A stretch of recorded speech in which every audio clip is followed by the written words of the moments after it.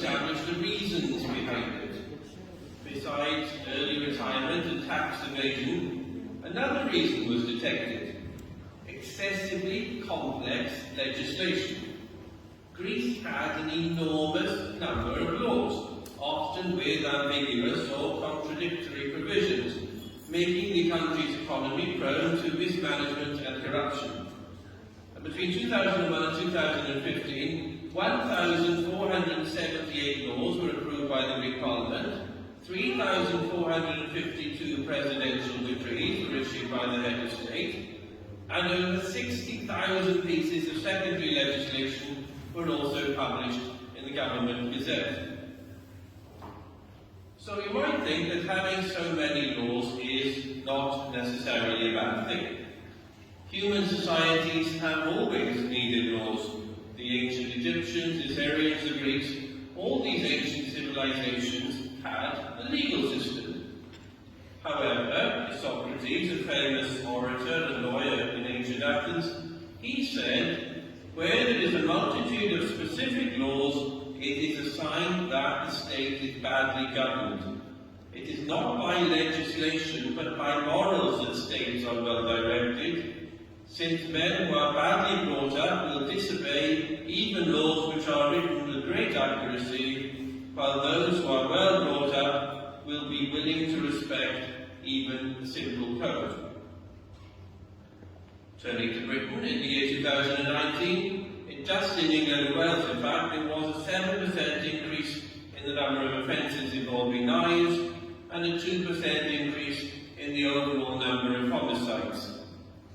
So it seems that despite having an enormous number of laws, instead of lawfulness, we seem to experience lawlessness. Today's Gospel reading offers us a law which is not long and it is easy to understand and remember. As ye would that men should do to you, do ye also to them likewise. That's the first line in today's Gospel reading. So, let us examine some of the applications of this divine law in our society. Are you an employer? What would you like from your employer if you were an employee? Equal pay, safe workplace, reasonable work expectations. So if you are the boss, if you are the employer, this is what you must do. You must not exploit your workers.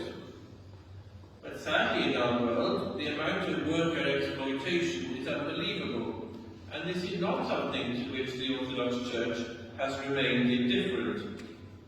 His Holiness Ecumenical Patriarch Bartholomew has called this a transgression against the living image of God. And he has set up a task force on modern slavery. Our own Archbishop, His Eminence Archbishop Nikitas, has headed this task force. He has written various articles and made presentations at conferences addressing this sin of human trafficking and modern slavery. I'm just going to quote from one of his articles. In a world that has advanced in so many ways, we nevertheless find ourselves returning to the gravest errors and sins of our ancestors, forcing people into slavery and servitude. So, what is the solution? The beginning of today's Gospel reading, as ye would that men should do to you, do ye also to them likewise. What if you are at the bottom of the employment system? The same law applies. As ye would that men should do to you, do ye also to them likewise. Work diligently and honestly, and do not steal from your employer. But this golden rule is applicable not only to employers and employees. It applies to buyers and sellers, doctors and patients, husbands and wives, parents and children. There is an old saying, walk a mile in my shoes, and it does fit here. Look at things from another person's perspective. St. John Chrysostom comments, if you will have done good to you, you must do good to others. If you will that another should show mercy to you, you must show mercy to your neighbour. Today the Church honours the memory of St. Dionysios the Areopagite, one of the two, this large icon here, from the 1960s is St. Dionysios. And he, in fact, himself was a lawyer. He was a judge in the Supreme Court in Athens in the 1st century. When St. Paul preached in Athens, he was one of the first who believed in Christ. He later became Bishop of Athens and ended his life as a martyr. He is the patron saint of Athens. There will be big celebrations there today. And he is also the protector saint of all those who work in the legal profession. And through his prayers, may we put into practice this golden rule we heard in today's Gospel reading.